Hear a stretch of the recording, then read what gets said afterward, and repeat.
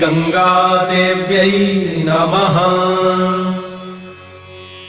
समृद्धं सौभातयं सकलवसुधायाः किमपि तन् महैश्वर्यं लीला जनितजगतः खण्डपर्शोः श्रुतीनां सर्वस्वं सुकृतमथमूर्तं सुमनसां सुधा सौन्दर्यं ते सलिलमविशं नः शमयतु दरिद्राणां दैन्यं दुरितमथ दुर्वासनहृदां